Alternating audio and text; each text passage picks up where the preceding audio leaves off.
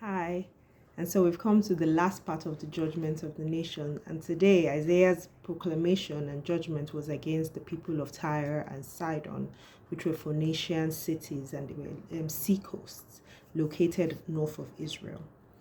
Israel had depended on them for its international trade, and their region had ships, ports, and was characterized by wealth, influence, and it made them very prideful. Due to their dependence on the waters for their sustenance, they worshipped a god of the sea, and God's judgment had come for them. And although they were destroyed, but they were eventually restored from what we saw. And even though they appear to continue in their ways, God used their prosperity to bless his people. Now, more on this can be read in chapter 23, verses 16 to 18. Chapter 24 details the prophecy of judgment of the whole earth. This little apocalypse is what is what I kind of called it, holds prophecies of both judgment and redemption. Disaster would come upon the entire earth due to the breaking of the everlasting covenant with the Lord, as it says in verse 5. Now we will know about God's covenant with his people, Israel. So the covenant with the whole world or the whole earth at first came across as confusing, because it was like, what does one have to do with the other? But to be honest, I now see a sort of parallel when it comes to reading and understanding prophecies. In Genesis 9:16, after God destroyed the world with the flood, we see that the rainbow was the sign of the covenant with every living creature. So now this shows us that God had a covenant not just with Israel, but with every living creature. That's why the whole earth was, because I was like, what does the whole earth have to do with this anyway? But this essentially was to preserve life.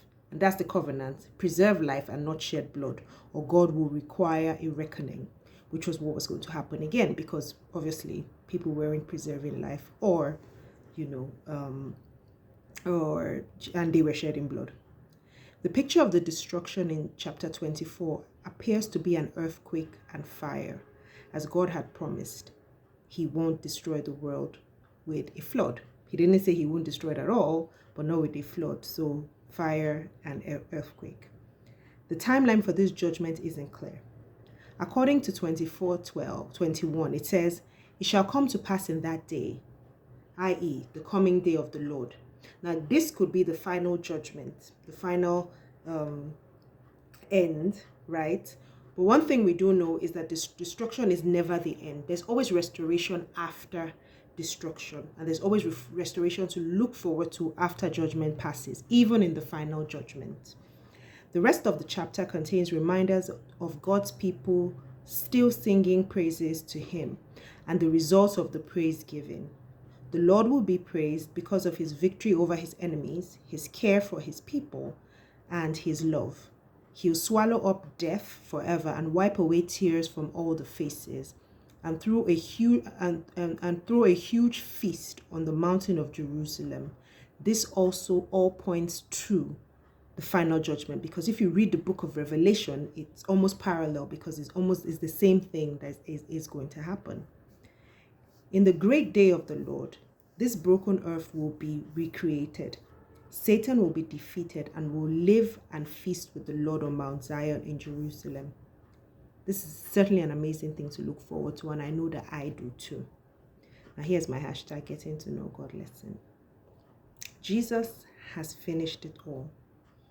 He has done all the works for us. He has fulfilled all of God the Father's requirements for our sin debt, to pay our sin debt. And the Holy Spirit is working in us to help us fulfill God's specific plans and purposes for our lives.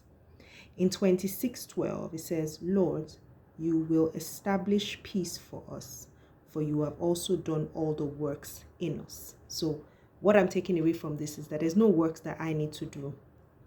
There's no works that you need to do. Jesus has done it all. All we have to do is accept and embrace.